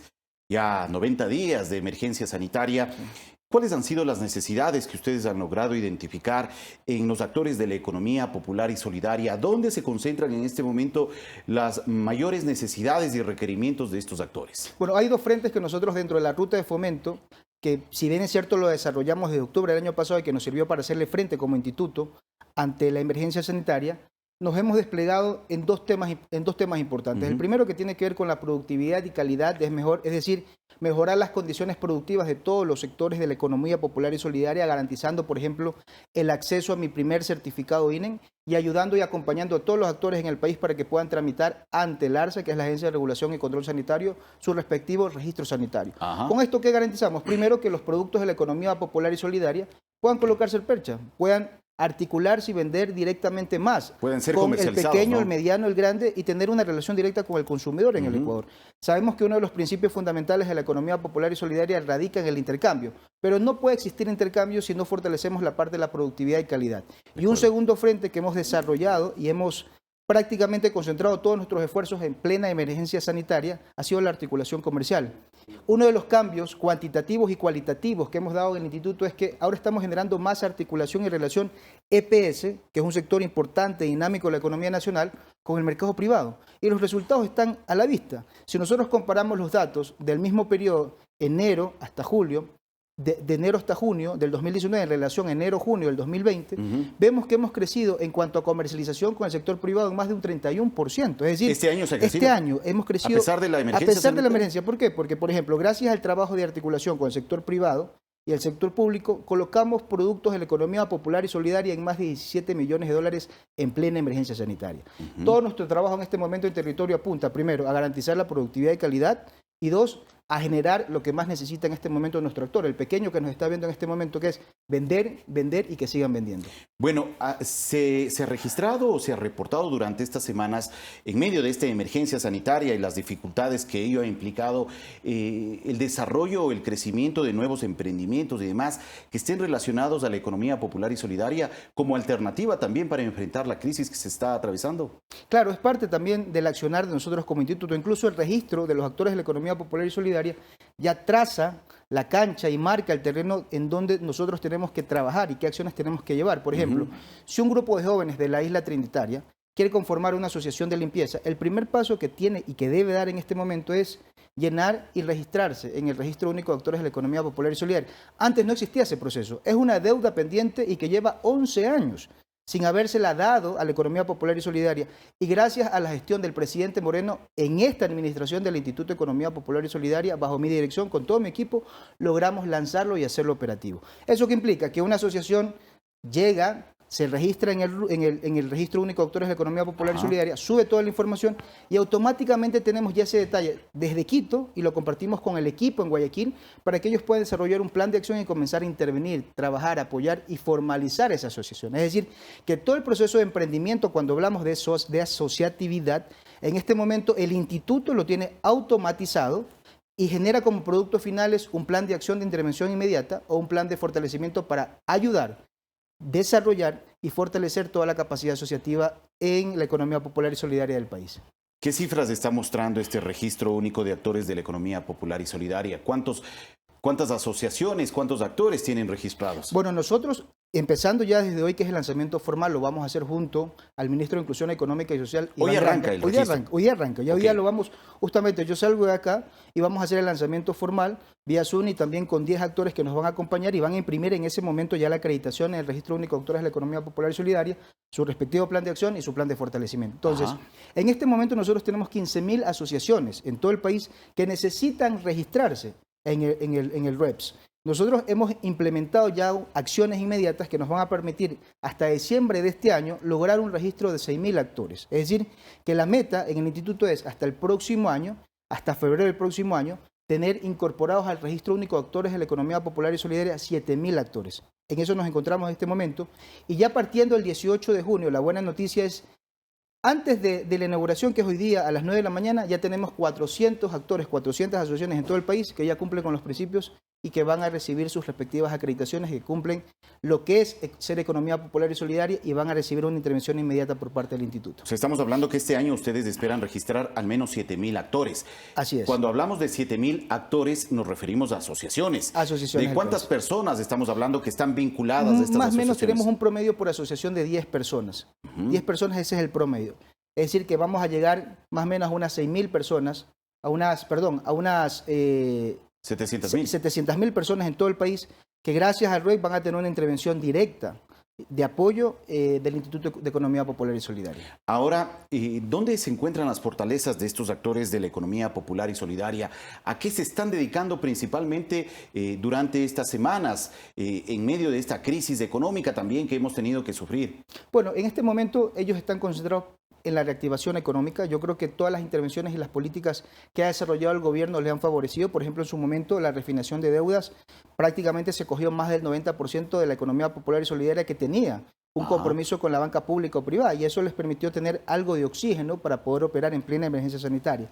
Ahora se suma, y durante la emergencia sanitaria, todo el apoyo y la intervención del instituto en la productividad y calidad y la articulación comercial. Y a eso le incorporamos el plan Reactívate Ecuador, que son 1.150 millones de dólares que en este momento va a recibir la economía popular y solidaria, los artesanos, los emprendedores, como capital fresco, liquidez inmediata para mantener y asegurar el empleo, y segundo, para mantener la producción. En este momento estamos trabajando para reactivar la producción en todo el país, y la economía popular y solidaria es uno de los principales beneficiados de los recursos. A esto también hay que mencionar que gracias al espíritu de solidaridad y reciprocidad de la economía popular y solidaria en todo el país, se ha logrado garantizar el empleo. Y yo creo que esa es una de las fortalezas, respondiendo a su pregunta, una de las fortalezas en toda esta emergencia sanitaria, en casi los 90 días, ha sido que gracias a esa reciprocidad se ha cuidado el empleo en la economía popular y solidaria. No hemos tenido una afectación tan drástica como sí la han tenido otros sectores, el pequeño empresario, el mediano empresario, el gran empresario, porque al existir esa preocupación de todos los miembros o integrantes que son parte de una asociación, se cuide y se garantiza el empleo. Y ahora, con más fuerza y mayor compromiso, en este momento lo que estamos haciendo nosotros es dando herramientas, inyectando liquidez para que la economía popular y solidaria se mantenga en el tiempo y pueda crecer. ¿Tienen cifras que reflejen este tema de la preservación de las fuentes de empleo, de trabajo en la economía popular y solidaria? Bueno, los datos revelan que en cuanto a pérdidas de empleo en la economía popular y solidaria, no hemos generado ningún cierre asociativo. O sea, en todos estos 90 días no hemos tenido ningún trámite de cierre de asociaciones por falta de operación. O sea, más bien ha sido una alternativa en medio de esta situación, se han mantenido, y dos, las personas que se han quedado sin empleo han visto en la economía popular y solidaria, en el espíritu asociativo, en la colaboración, un medio para poder subsistir y crear nuevos emprendimientos. Ahora, ¿cómo se está articulando también parte de este programa que ha puesto a disposición el Gobierno Nacional para reactivar al sector productivo? Entendemos que la Corporación Nacional de Finanzas Populares también está ahí asumiendo un rol importante para poder dirigir recursos económicos para las asociaciones, para las cooperativas y demás. Pero ¿cómo colabora también en medio de esta situación el Instituto de Economía Popular y Solidaria? Bueno, aquí es un solo frente y es el gran frente de la economía popular y solidaria, donde está el Instituto Nacional de Economía Popular y Solidaria, está la Corporación Nacional de Finanzas Populares. Nosotros intervenimos en el fomento, en la mejora de las condiciones productivas, en acercar al mercado a todos los actores, a las asociaciones de la economía popular y solidaria, y la Corporación Nacional de Finanzas Populares, la CONAFIP, que es una banca de segundo piso, trabaja con las cooperativas y cajas de ahorro para inyectar liquidez. ¿A quiénes? A este actor, a esta asociación que necesita recursos en este momento para garantizar el empleo, mantener sus operaciones, diversificarse y crecer. Es una política pública de alta intervención, donde no solamente trabajamos desde el punto de vista del fomento, de la reactivación, sino también desde la parte del financiamiento y la liquidez. Muy bien. Quienes estén interesados a formar parte de este registro único de actores de la economía popular y solidaria, ¿qué deben hacer? ¿Cuáles son las recomendaciones de usted como director del instituto para aquellas personas, asociaciones interesadas en formar parte de este registro? Bueno, que estamos haciendo un cambio en la forma de trabajar del instituto en todo el territorio nacional, estamos llevando herramientas de alto impacto. Entonces sí es importante que todos los actores de la economía popular y solidaria que me están viendo en este momento ingresen a nuestra página web de economiapopularySolidaria.gov.es y tienen toda la información y empiecen ya con el primer paso, que es el registro. El registro les permitirá a ustedes acreditarse, y con la acreditación van a acceder primero a un plan de acción de trabajo permanente para su asociación. Dos, van a tener acceso preferencial al Sistema Nacional de Compras Públicas con procesos transparentes, que es importante en este momento y beneficiando realmente a quien lo necesita. Y tres, servicios inmediatos relacionados a capacitación para fortalecer la capacidad organizacional de su respectiva asociación, capacitaciones en la parte de calidad, productividad y el fomento en todo lo respectivo a articulación comercial. Esos son los beneficios tangibles. Y en este momento lo que necesitamos es que todos los actores del país, estamos hablando de las 15.000 asociaciones, ingresen, se registren y trabajen de la mano con su instituto, el Instituto de la Economía Popular y Solidaria. ¿Hay alguna condición especial para registrarse? Bueno, en este momento todos los actores que están operativos, que tienen su asociación funcionando, ese es el único requisito. De acuerdo. Porque el paso importante, que es el registro, lo primero que les va a pedir es el acta de constitución de la asociación, que eso lo tienen todas las asociaciones operativas en el país. Y solamente para dejar claro, es un procedimiento completamente gratuito, ¿no? No tiene costo. Claro, como público, más bien es una inversión de la parte pública del Gobierno Nacional para garantizar un proceso que permita llegar a todas las asociaciones del país y con esto brindar servicios pertinentes y efectivos. Muchas gracias, Andrés, por la información. Recuérdenos, por favor, la dirección electrónica a través de la cual se puede llevar a cabo este registro único de actores de la economía popular y solidaria. www.economiapopularsolidaria.gov.es. Muy bien. Muchas gracias por la información. Gracias. Agradecemos a Andrés Briones, director del Instituto de Economía Popular y Solidaria, por ofrecernos información relacionada a este nuevo registro único de actores de la economía popular y solidaria y también por referirse sobre los beneficios que implica este programa Reactívate Ecuador, que lo que busca es entregar créditos para la reactivación productiva de nuestro país. 7 de la mañana con 22 minutos.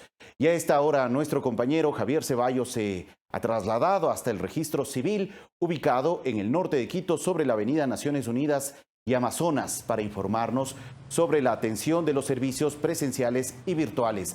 Javier, buenos días. Adelante con tu informe.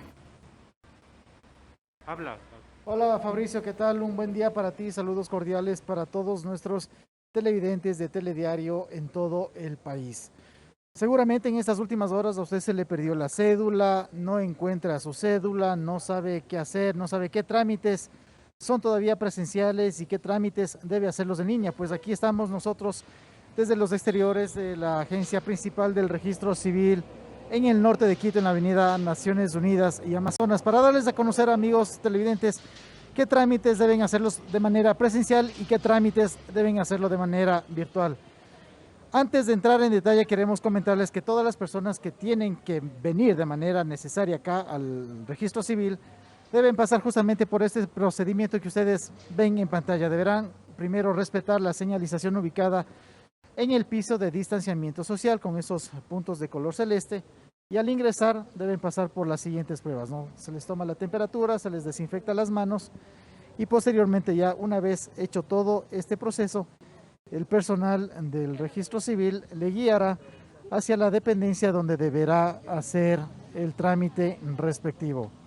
Se nos ha dicho desde la Dirección Nacional del Registro Civil, las personas dependientes del registro civil, que este proceso tienen que hacerlo todas las personas y deberán justamente respetar para mantener la seguridad de todas las personas que laboran. Nosotros hemos pasado por este proceso, así que todas las personas que tienen que hacer este trámite o tienen que venir a hacer trámites aquí en el registro civil deben pasar necesariamente por este proceso. Se pide a la ciudadanía la colaboración, no negarse a aplicar este procedimiento debido a que es prioridad cuidar la salud de todos. Y una vez que entremos acá, en esas dependencias, en esta parte donde usted paga por el servicio que va a realizar, también deberá respetar la señalización ubicada en la parte inferior en el piso, donde usted observa justamente esa señaléctrica ubicada acá en el piso, digámoslo así, para respetar el distanciamiento social en el registro civil. Este mismo procedimiento está habilitado ya prácticamente en todas las agencias del registro civil. Ahora sí, una vez que usted ha culminado ya con este proceso, entramos ya en materia y vamos justamente a consultarle al abogado Cristian Chacha, él es coordinador general de servicios del registro civil, para que nos cuente a nuestros amigos televidentes qué servicios esta entidad mantiene de manera presencial y qué servicios la gente debe hacerlos en línea a través de Internet. Abogado, muy buenos días, gracias a su gentileza por acompañarnos y difundir esta información sin duda de interés para todos nuestros amigos televidentes. Cuéntenos qué servicios del registro civil mantiene al momento en línea y qué servicios la gente puede venir a hacerlos de manera presencial en las dependencias. Buenos días, bienvenido. ¿Cómo está? Muy buenos días con todos los presentes, con los que nos están viendo. En semaforización amarillo, los servicios habilitados que tenemos como registro civil es el servicio de cedulación, el servicio de nacimiento, el servicio de matrimonio para las personas que tenían agendado ya previo el servicio en los meses de marzo y en los meses de abril, y tenemos el servicio de firma electrónica. Durante los 2 primeros meses del estado de emergencia estuvimos en la primera línea con el servicio de defunciones. El servicio de defunciones actualmente a partir del 3 de abril se lo puede realizar en línea, y también la emisión de los certificados de datos registrales como lo son certificados de matrimonios, unión de hecho, defunciones. El servicio que se tiene que hacer presencial, pero sin embargo es bajo la modalidad de agendamiento de turno, es el servicio de cedulación, el servicio de nacimiento. ¿Cómo es este proceso, abogado?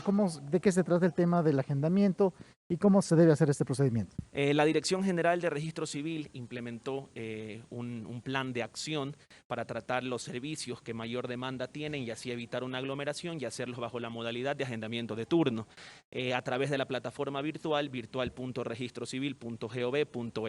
Usted ingresa a la plataforma, pone su número de cédula, su código dactilar, que es el número que está detrás de la cédula, y pues saca su turno en la agencia, en la hora y en la fecha en que usted quiere ser atendido, tanto para el trámite para el servicio de nacimientos como para el servicio de cedulación actualmente. Cedulación de renovación, o sea, primera vez que va a sacar. Exactamente, cédula tanto para renovación como para primera vez. Renovación tiene un costo de $15 y por primera vez tiene un costo de $5. El procedimiento es igual, ¿no? Hacíamos referencia, por ejemplo, a las personas que ingresan, deben cumplir con el proceso de seguridad, entran a la parte siguiente, cancelan los valores que deben hacerlo y pasan a la parte ya de trámite en sí, ¿no? Es el procedimiento normal, eso no ha variado. Exactamente, el procedimiento es el normal, el que se ha llevado a cabo antes del estado de emergencia. Lo que, como usted podrá observar, lo que ahora cambia es el distanciamiento social que debe haber en cada una de las agencias para que las personas tengan el distanciamiento social que es el adecuado. ¿Cómo controlan ustedes el aforo de las personas que necesariamente vienen, quieren ser atendidos, pero necesitan ustedes también cumplir con las disposiciones del COE Nacional en cuanto al aforo del número de personas que tienen que estar acá? Con respecto a la pregunta, nosotros tenemos anfitriones, se ha establecido que 2 anfitriones estén en la puerta de acceso para así de esta manera ser una especie de filtro para que las personas, depende del servicio, se las vaya atendiendo y se las vaya ubicando en distanciado. Como usted podrá observar, en el piso se encuentra diferenciado el distanciamiento social, que es el que debe tener. El agendamiento en cuanto a los trámites presenciales le determina a la persona la fecha y la hora que tiene que venir acá. Es decir, la persona no tiene necesariamente que madrugar para hacer el trámite, ¿no? Es decir, si el turno le da para las 11 de la mañana, viene quizás un poco antes y hace el trámite de manera normal. Totalmente. Por lo mismo, motivo por el cual se sacó el agendamiento de turno, así el usuario tiene la facilidad de agendar la fecha y la hora en que, pues, obviamente, él pueda acercarse a las agencias del registro civil. Tiene que acercarse 10 minutos antes, no es necesario imprimir el turno y cabe mencionar que el agendamiento de turno no tiene costo alguno y para las personas de grupo de atención prioritaria no es necesario el agendamiento de turno. Y el agendamiento lo puede hacer a cualquier hora del día, es a través de internet. A través de internet en el horario de 8 de la mañana a 5 de la tarde. Perfecto. Este mismo procedimiento, abogado, que usted nos ha señalado, se aplica en todas las dependencias del registro civil a escala nacional. ¿Hay alguna disposición? ¿Varían quienes en los cantones, por ejemplo, que están en color verde, en amarillo, o algunos que estén en color rojo, por ejemplo? Bueno, pues la disposición de nuestro director general ha sido que en todas las agencias a nivel nacional se encuentre la señalización del distanciamiento que debe tener entre cada usuario. Esto se lo está haciendo a nivel nacional. Constantemente estamos visitando el territorio para que se cumplan con las disposiciones emitidas por el COE Nacional. ¿Ha habido mayor demanda quizás de documentos, abogado, en esta época que ha sido complicada realmente para todos? Conversábamos minutos antes con usted, antes de salir al aire, decíamos, con este cambio de ropa que mucha gente lo tiene que hacer al entrar y salir de su casa, se le pierden los documentos, se le extravían los documentos. ¿Ha habido quizás mayor demanda de cedulación, por ejemplo, de cédulas, o se mantienen los promedios normales? Bueno, se mantienen los promedios normales porque nosotros como registro civil se emitió una resolución de la cédula que tiene vigencia, las que ya han tenido por caducar, que son la vigencia de 10 años, se extiende la vigencia hasta que dure el estado de emergencia y a través de los certificados de identidad y estado civil que tienen los mismos datos que contiene la cédula. Este servicio se mantiene y pues la demanda ha sido controlada durante todo el mes de junio con el sistema de agendamiento de turnos. Finalmente, para cualquier trámite de partidas de nacimiento, de matrimonio, ¿esos documentos se los saca igual de manera virtual o presencial? Los certificados de datos registrales como matrimonio, nacimiento, unión de hechos, se los saca a través de la plataforma agenciavirtual.registrocivil.gov. Reiterar, abogado, ya para terminar este enlace, la dirección web del registro civil, para que los amigos televidentes que están interesados en hacer algún trámite o hacer el agendamiento para sacar su cédula, renovar su cédula, lo puedan hacer. Sí, ingresan a la plataforma virtual.registrocivil.gov.es, ingresan al link donde dice agendamiento y ahí se despliega una pantalla donde está el agendamiento para nacimientos, agendamiento para cedulación, que son los servicios que tenemos habilitados actualmente en semaforización amarilla. Perfecto. Gracias al abogado Cristian Chacha, coordinador general de servicios del registro civil. Importante información entonces para ustedes, amigos televidentes que necesiten hacer trámites en el registro civil. Ponga atención, ingresar a la página web, realizar el respectivo agendamiento y no tiene la necesidad de madrugar para hacer los trámites acá en esta dependencia pública. Con esta información, amigos televidentes, yo regreso a estudios. Fabricio, sigues con más noticias en Telediario. Muy buenos días a todos. Muy bien, Javier Ceballos, muchas gracias por la información desde el Registro Civil, la matriz del Registro Civil en la Avenida Naciones Unidas y Amazonas. Ya conocemos con mayor exactitud y de mayor forma estos servicios que está ofreciendo el Registro Civil, no solamente en la ciudad de Quito, sino a nivel nacional, sobre los servicios que están disponibles de forma presencial y también de manera virtual durante esta emergencia sanitaria. 7 de la mañana, 32 minutos. Vamos a una pausa. Regresamos en breve.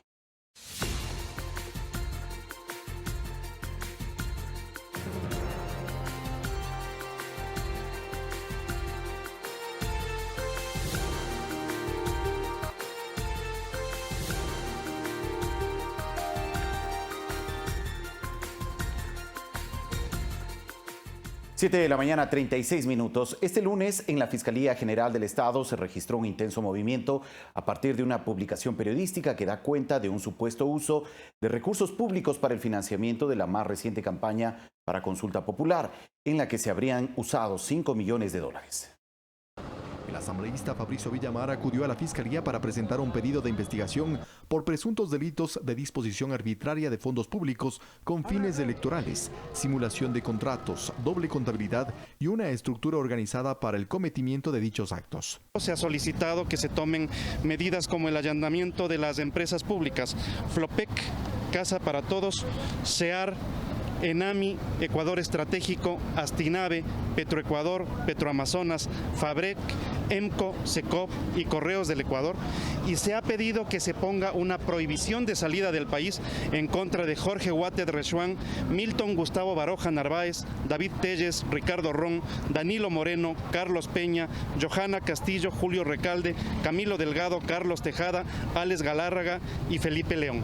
Sobre el caso, previamente, el presidente Lenín Moreno publicó a través de su cuenta Twitter: mientras más cerca está del culpable, más nervioso se pone.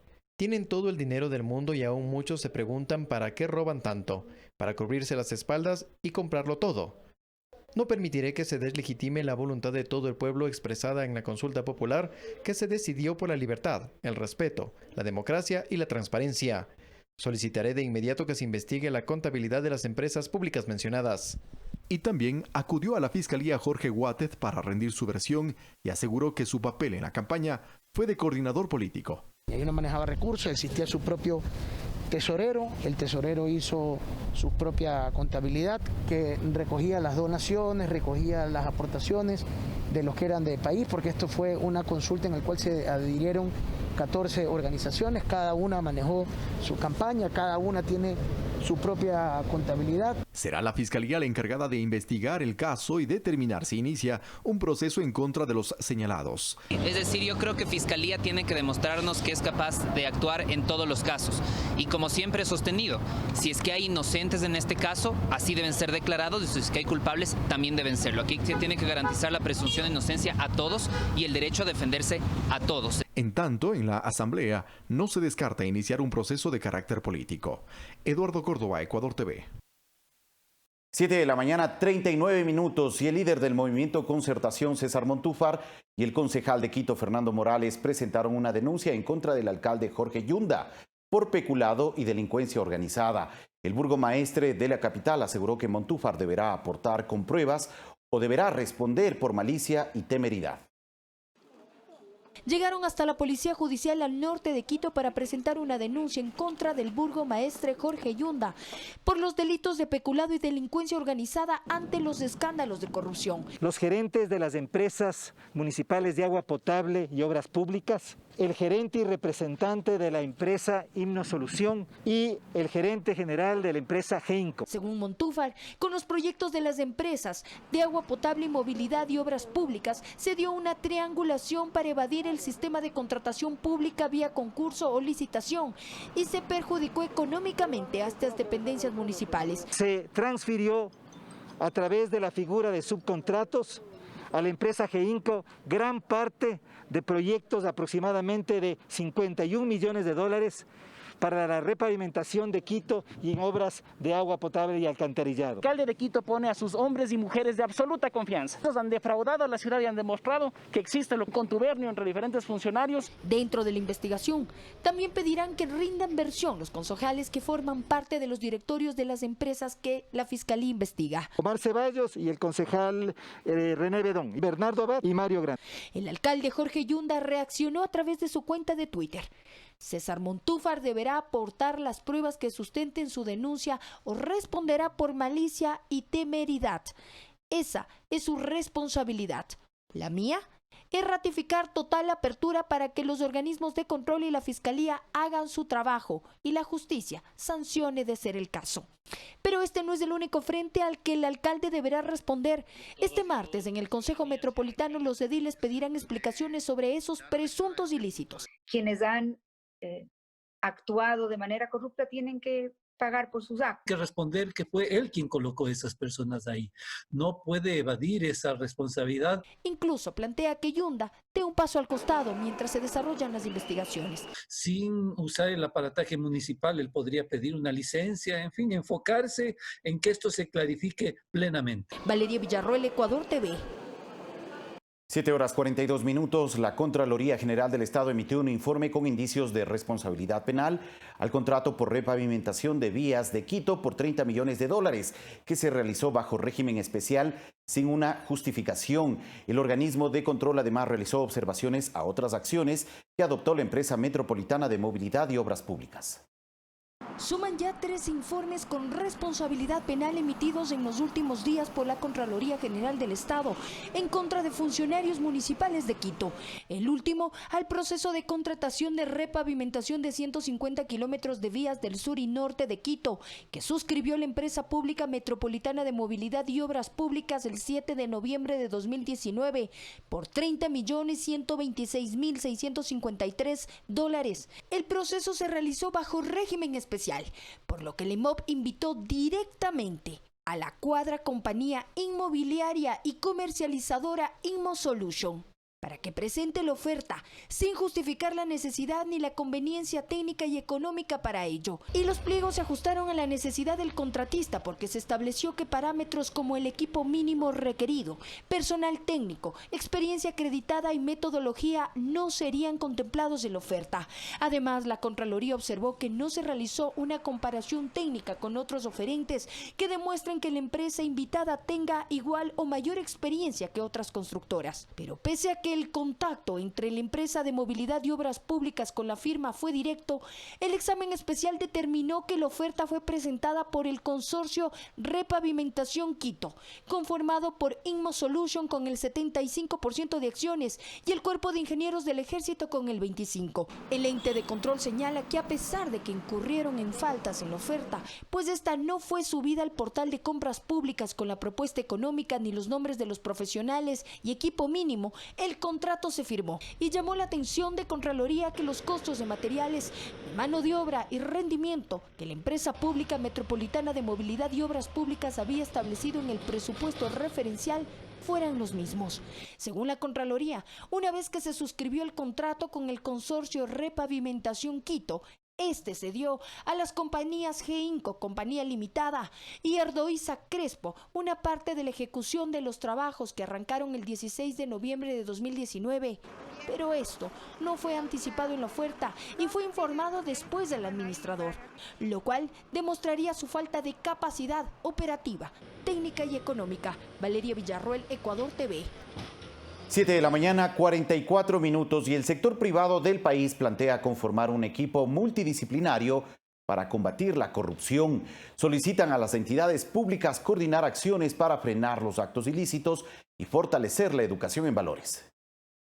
70 representantes del sector privado emitieron un manifiesto por un Ecuador transparente y honesto. Exhortaron a la presidencia y a los GATS a destituir a los funcionarios públicos inmersos en actos de corrupción y que no se les vuelva a incorporar en ningún cargo. Estiman que el país pierde por corrupción entre 1.400 y 2.000 millones de dólares al año. Estos son los recursos que necesitamos. Con estos recursos podríamos tener la prestación de mejores servicios sociales, de salud, de educación. Piden a la Asamblea fiscalizar todas las funciones del Estado y a la Fiscalía Fiscalía impulsar de forma eficiente la investigación preprocesal y procesal penal en casos de corrupción. Tenemos que hacer propuestas para endurecer las penas.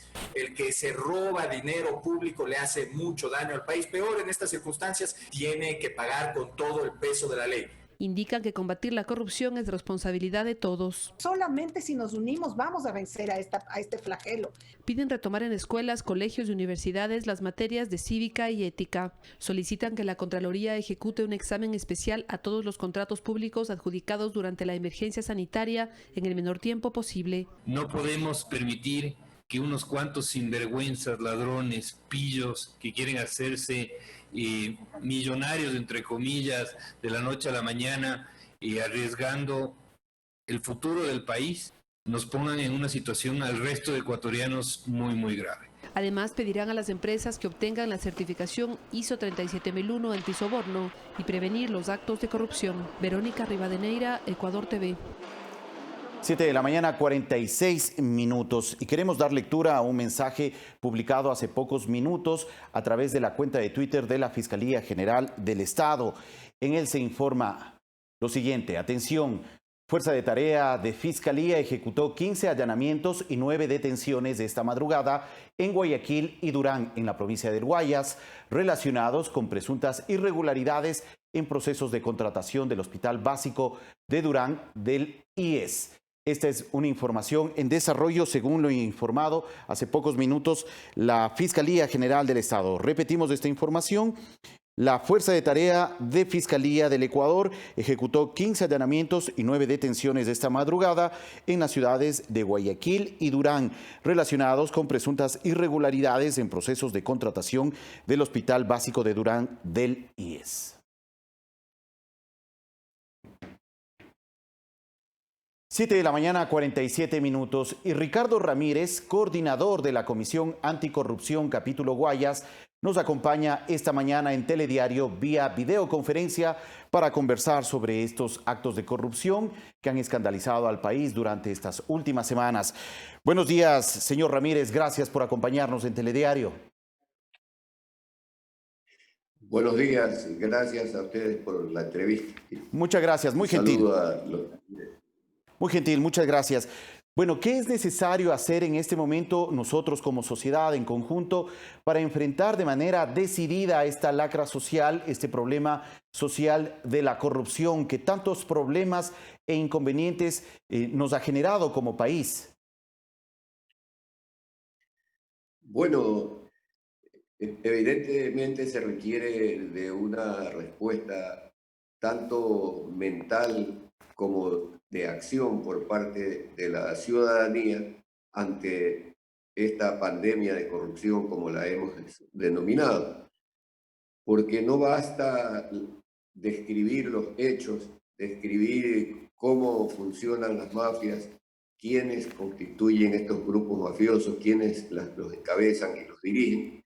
No basta solamente indignarse frente a lo que aconteció, inclusive llegar a establecer la relación directa que hay entre la corrupción y los miles de cadáveres que hubieron y habrán todavía producto de esta pandemia del coronavirus, que es la otra pandemia a la que enfrentamos.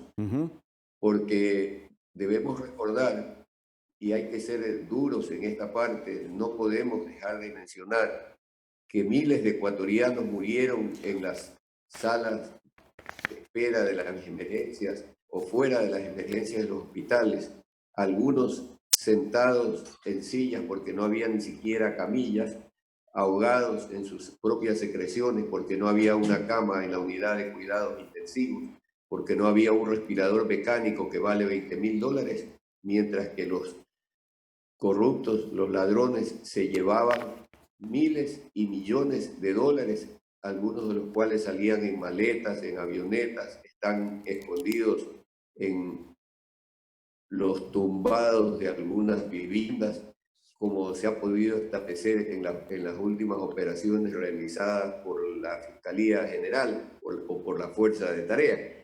De tal manera que no solamente son ladrones, son asesinos. Y además no podemos olvidar a esos niños que ahora no tienen una tablet, un equipo para comunicarse, para poder estudiar, porque resulta que el Estado nos dice que no hay dinero suficiente para tener una cobertura nacional de Internet, ni tampoco para darles a estos niños los equipos para que puedan estudiar. De tal manera que la corrupción tiene que ver con hechos reales y concretos de la vida de la gente.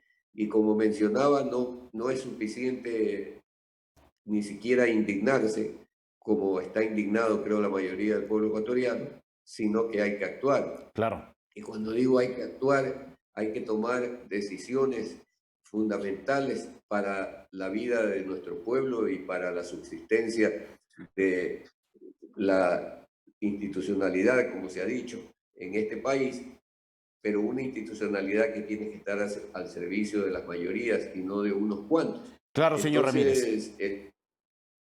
Claro, sin duda no es suficiente el indignarnos, es necesario también pedir y demandar de las autoridades, de los organismos de control, de la propia justicia, el tomar decisiones que permitan la sanción y también el establecer responsabilidades en estos actos de corrupción que se han establecido, o al menos al momento que se están investigando. ¿Qué se está haciendo desde la Comisión Nacional Anticorrupción frente a estos casos, estas situaciones que han salido a la luz pública durante estos últimos días?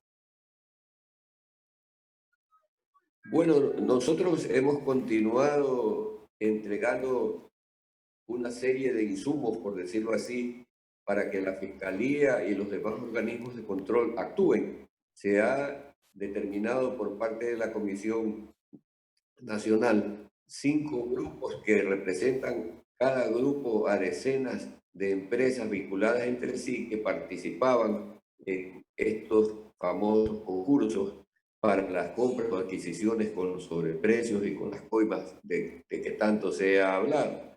Aparte de eso, hemos continuado entregando documentación y recibimos documentación de que esto no solamente ocurre en el ámbito de la salud, de los hospitales del Ministerio o de los hospitales del IES.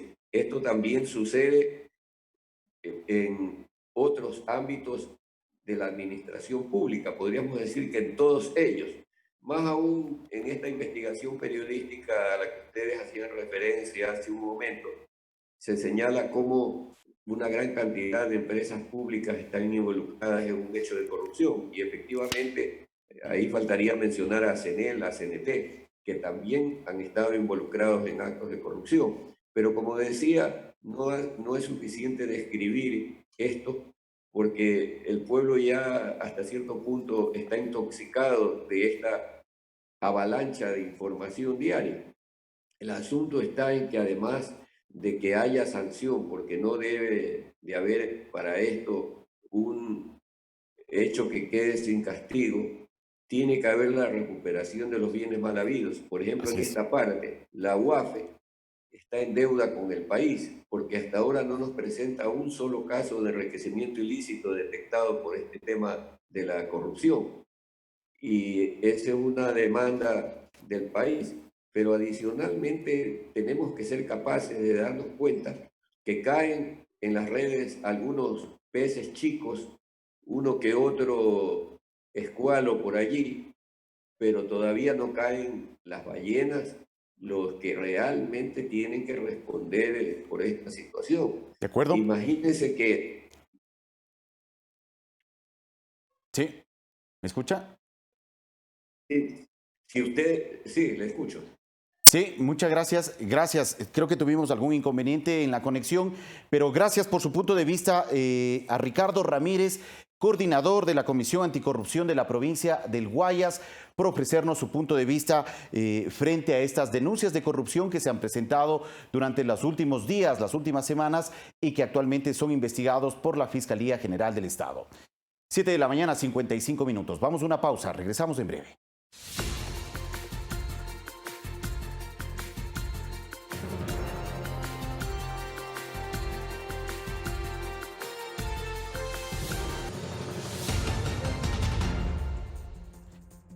Estados Unidos retiró las autorizaciones de 2 tratamientos para el COVID-19 que utilizaban hidroxicloroquina debido a su falta de eficacia y posibles riesgos. Estados Unidos anunció el retiro de la hidroxicloroquina y la cloroquina como tratamientos de urgencia para el COVID-19. La Administración de Alimentos y Medicamentos del país norteamericano, conocida como FDA, anunció en una carta que no es razonable creer que ambas fórmulas son efectivas contra la enfermedad y que sus beneficios conocidos no son mayores a sus riesgos. Uno de ellos es el trastorno del ritmo cardíaco. Esta decisión sorprende ya que fue la misma FDA quien aprobó el pasado 30 de marzo el uso de estos fármacos en pacientes graves de coronavirus. Incluso el presidente de Estados Unidos, Donald Trump, apoyó notablemente este tratamiento, a pesar que su eficacia nunca fue comprobada y contó con el respaldo de otros mandatarios como Jair Bolsonaro de Brasil. Hoy no solamente países como Francia han prohibido el uso de la medicina, sino que también se cuestiona la salud del mandatario Donald Trump, quien utilizó el tratamiento de forma preventiva y que hoy genera bromas y dudas sobre su estado de salud al caminar con cierta dificultad en un evento oficial. Coralía Pérez, Ecuador TV. 8 de la mañana en punto. Gracias a todos por acompañarnos en Telediario. Que tengan un buen día.